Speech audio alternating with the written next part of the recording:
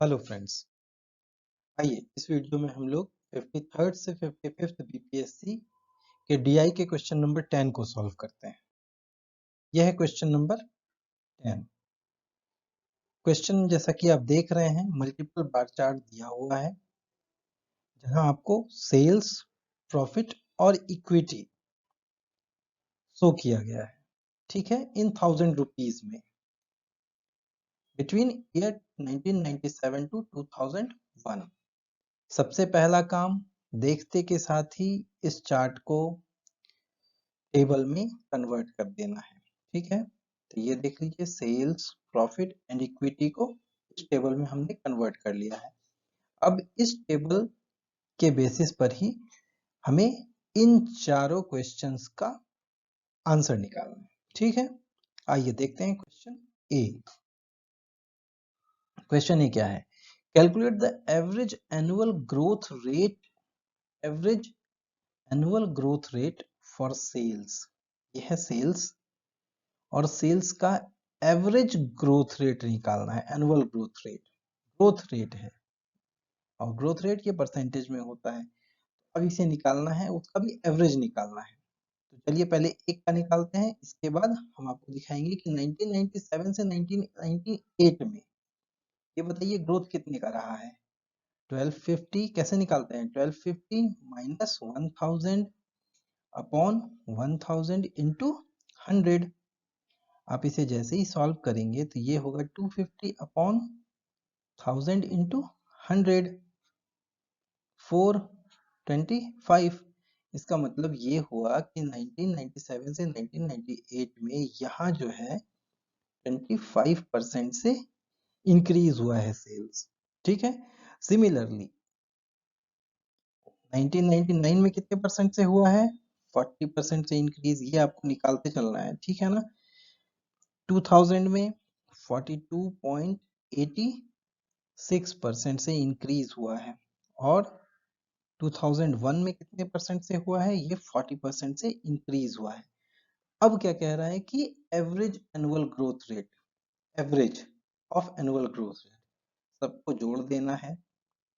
कैसे निकलेगा? 25 plus 40 plus 42.86 plus 40 upon 4 years. जैसे ही इसको सॉल्व कर देंगे तो ये आपका आएगा 147.86 upon 4, that will be equal to 36.965%। ठीक है, ये आपका एवरेज ग्रोथ रेट होगा आंसर। नेक्स्ट क्वेश्चन देखते हैं, क्वेश्चन नंबर बी। क्वेश्चन देखिए, obtain average annual growth rate, obtain average annual rate of growth rate, ठीक है, ऑफ एक्सपेंडिचर। देखिए सेल्स आपके पास गिवन है, प्रॉफिट गिवन है, इक्विटी गिवन है, एक्सपेंडिचर तो है नहीं। तो एक्सपेंडिचर कैसे निकलेगा? एक्सपेंडिचर क्या होता है?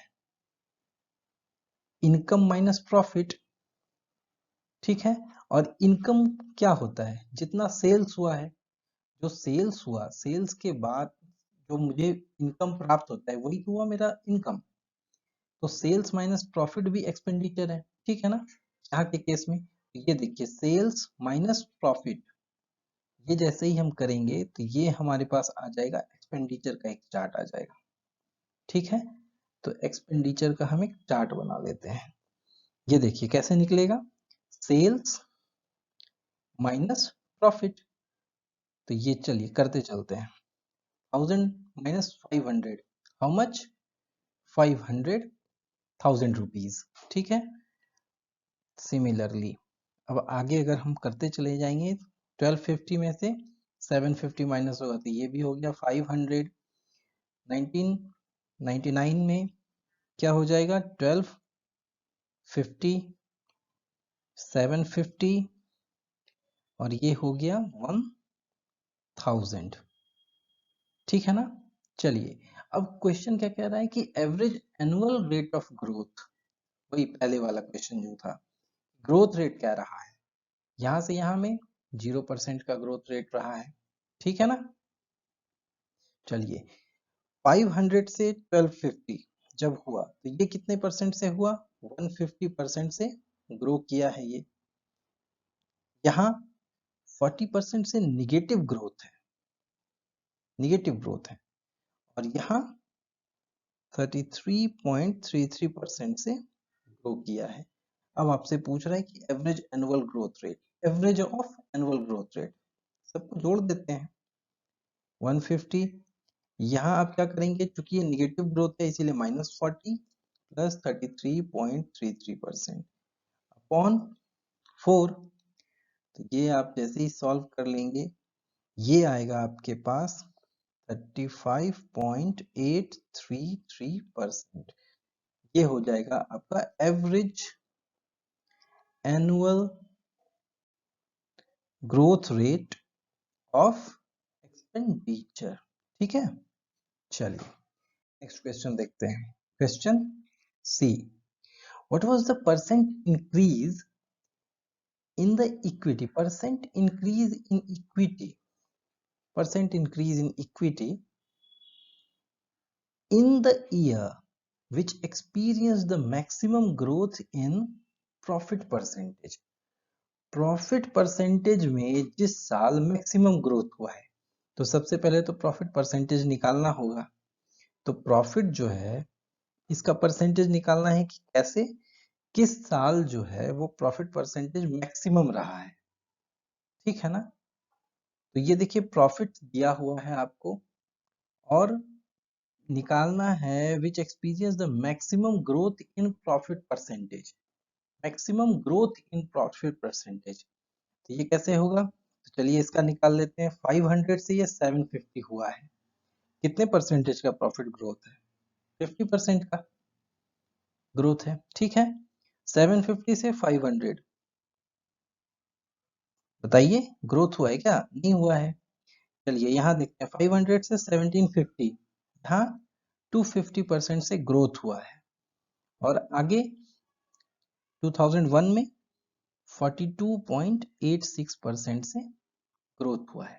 ठीक है ना, तो अब कह रहा है कि जिस साल मैक्सिमम ग्रोथ हुआ है प्रॉफिट परसेंटेज में, यानी इन 2000, ईयर इन 2000, उस साल का what was the percent increase in equity, percentage increase in equity. अब बताइए कि ये इस साल पूछ रहा है कि यहाँ कितना परसेंट से इंक्रीज हुआ है। तो 650 माइनस 450 अपॉन 450 इंटू 100। ठीक है, जैसे ही आप इसे सॉल्व करेंगे तो ये क्या हो जाएगा, 44.44%। This will be your answer. Okay, चलिए नेक्स्ट क्वेश्चन देखते हैं, last one, question B, in which year the expenditure was the highest, expenditure was the highest. अभी आपसे एक पहले टेबल हम लोगों ने बना लिया था एक्सपेंडिचर का, ये कैसे था, सेल्स माइनस प्रॉफिट, क्योंकि सेल्स क्या है, इनकम ही है, तो income minus profit is equal to expenditure. चलिए इस टेबल को फिर से एक बार लिख लेते हैं, 1000 minus 500 that is equal to 500, ये भी है 500, 1250, 750 एंड दिस वन इज 1000। ये आपका एक्सपेंडिचर है। तो in which year the expenditure was the highest, expenditure was the highest,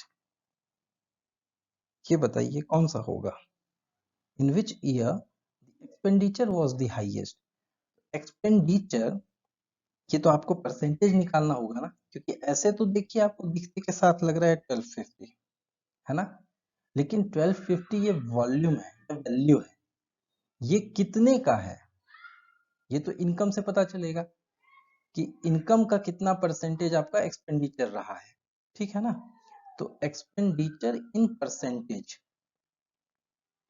percentage this means of income, अगर इनकम, या फिर इसको हम इस केस में यहां से कहते हैं सेल्स के लिए, तो सेल्स के केस में ठीक है निकालते हैं।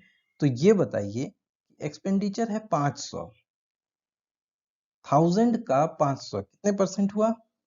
50%। सिमिलरली 1250 का 500 कितने परसेंट हुआ? 40%।